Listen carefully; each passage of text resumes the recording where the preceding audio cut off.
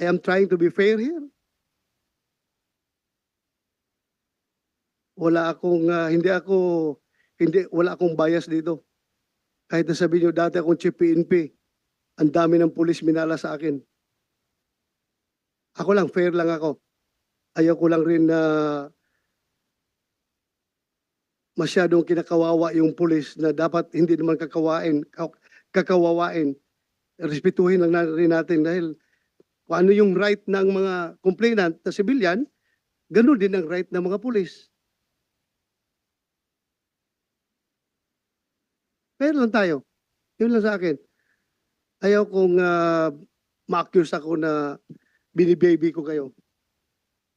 Never in my pagiging chief PNP o mahirap na magsalita dito. Everything is